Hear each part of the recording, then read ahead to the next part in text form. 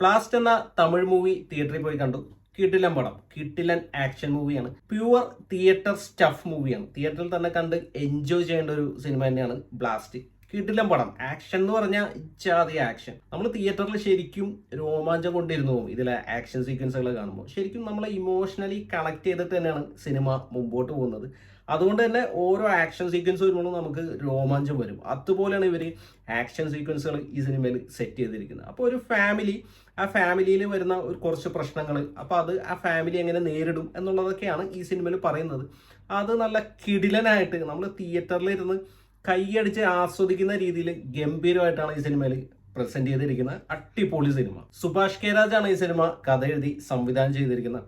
കിടിലൻ എന്ന് പറഞ്ഞാൽ കിടിലൻ. ഫസ്റ്റ് ഹാഫ് ഒക്കെ ഒരു രക്ഷയില്ല, അടിപൊളിയായിട്ടാണ് ഫസ്റ്റ് ഹാഫ് വന്നത്. ഭയങ്കര എൻഗേജിങ്, അതിൻ്റെ കൂടെ ആക്ഷൻസ്, ഗൂസ് ബം മൂവ്മെന്റ്സ് എല്ലാം കൂടിയായിട്ട് തിയേറ്ററിൽ നമ്മൾ ഇത്രയും ഒരു സിനിമ എക്സ്പെക്ട് ചെയ്തില്ല. ഒരുപാട് റിവ്യൂസ് ഒക്കെ കേട്ടായിരുന്നു, പക്ഷേ സിനിമ ആണ് കയറി കഴിഞ്ഞപ്പോൾ അടിപൊളി ഒരു തിയേറ്റർ എക്സ്പീരിയൻസ് ആണ് സിനിമ സമ്മാനിച്ചത്. സെക്കൻഡ് ഹാഫിലേക്ക് വരുമ്പോഴും സിനിമ അതുപോലെ തന്നെയാണ് വരുന്നത്.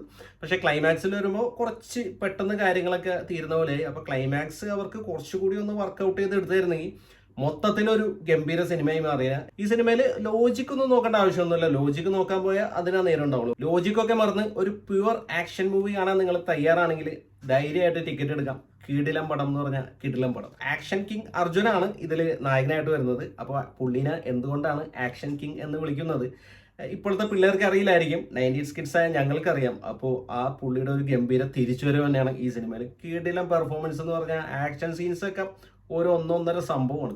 അതുപോലെ തന്നെ അഭിരാമിയാണ് നായികയായിട്ട് വരുന്നത്. പുള്ളിക്കാരത്തെയും നല്ല രസമായിരുന്നു പെർഫോമൻസ്. പിന്നെ പ്രീതി മുകുന്ദൻ ഉണ്ട് ഈ സിനിമയിൽ. പുള്ളിക്കാരത്തി ഒരു രക്ഷയില്ല, ഒരു സർപ്രൈസ് സംഭവം തന്നെയായിരുന്നു. അടിപൊളി ആക്ഷൻ സീക്വൻസിലൊക്കെ എന്താ സംഭവം. പിന്നെ ഈ സിനിമയിൽ വില്ലന്മാരായിട്ട് വരുന്നത് ജോൺ കൊക്കനും പിന്നെ അർജുൻ ചിദംബരമാണ്. അപ്പോൾ അർജുൻ ചിദംബരത്തിന്റെ ക്യാരക്ടർ നല്ല രസമാണ്. പുള്ളി ആ ഒരു വില്ലൻ എന്നുള്ള സംഭവം പുള്ളിനെ അത്രയും ബിൽഡപ്പ് ചെയ്ത് വച്ചതുകൊണ്ടാണ് നമുക്ക് ആ പുള്ളിയായിട്ടുള്ള കോൺഫ്ലിക്റ്റ് വരുമ്പോൾ അത്രയും ഒരു എൻഗേജ്മെന്റ് നമുക്ക് ഫീൽ ചെയ്യുന്നത്. അപ്പോൾ പുള്ളി നല്ല രസമായിട്ട് തന്നെ ആക്ഷൻ സീക്വൻസുകളൊക്കെ ചെയ്തിട്ടുണ്ട്. നല്ല ഗംഭീര ഒരു ക്യാരക്ടർ തന്നെയായിരുന്നു. പിന്നെ സിനിമയിൽ എടുത്തു പറയേണ്ടത് രവി ബസൂറിന്റെ ബാക്ക്ഗ്രൗണ്ട് മ്യൂസിക് ആണ്. ഓ മാൻ, ഓരോ ആക്ഷൻ സീക്വൻസിനും പുള്ളി കൊടുക്കുന്ന ബാക്ക്ഗ്രൗണ്ട് മ്യൂസിക് അതൊക്കെ നല്ല രസമായിട്ടാണ് സിനിമയിൽ ബ്ലെൻഡ് ആയിട്ട് വന്നിരിക്കുന്നത്. അപ്പോൾ നമ്മളിപ്പോൾ ലാസ്റ്റ് കാട്ടാളൻ എന്ന സിനിമ കണ്ടു, അതും ഇതുപോലെ ആക്ഷൻ മൂവി ആയിരുന്നു. അപ്പോൾ അതിൽ ഞാൻ പറഞ്ഞു ഒരു ഇമോഷണൽ കണക്ഷൻ ഉണ്ടായില്ല. ഓരോ ആക്ഷൻ സംഭവങ്ങൾ നടക്കുമ്പോൾ നമുക്ക് തോന്നണ്ടേ ഇവിടെ ആക്ഷൻ വേണം, ഇവിടെ തല്ല് വേണമെന്നുള്ളത്. അപ്പോൾ ഒരു ചത്ത ഫീലായിരുന്നു ആ സിനിമ കണ്ടപ്പോൾ. അപ്പോൾ അവർ ഈ സിനിമ കണ്ട് പഠിക്കണം, ഇതിലെങ്ങനെയാണ് അവർ ഇമോഷണലി കണക്ട് ചെയ്തിട്ട് ഓരോ ആക്ഷൻ സീക്വൻസുകളും സെറ്റ് ചെയ്തത് എന്നുള്ളത്. നല്ല രസമായിട്ടാണ് ഈ സിനിമയിൽ ആക്ഷൻ കൊറിയോഗ്രാഫി അവർ സെറ്റ് ചെയ്തിരിക്കുന്നത്. അതിന്റെ ഇമോഷണൽ കണക്ഷൻ അവർ സെറ്റ് ചെയ്തിരിക്കുന്നത് എല്ലാം നല്ല ഗംഭീരമായിട്ട് തന്നെ വന്നിട്ടുണ്ട്. സിനിമ ആകെ മൊത്തത്തിൽ പറയുകയാണെങ്കിൽ നിങ്ങൾ ഒരു ആക്ഷൻ മൂവി ലവർ ആണെങ്കിൽ ഒരു മസ്റ്റ് തിയേറ്ററിക്കൽ വാച്ച് മൂവി തന്നെയാണ് ബ്ലാസ്റ്റ്.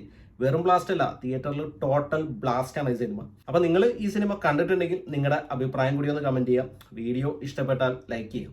ചാനൽ ഒന്ന് സബ്സ്ക്രൈബ് ചെയ്താൽ സന്തോഷം. പുതിയൊരു വീഡിയോയുമായി നമുക്ക് വീണ്ടും കാണാം.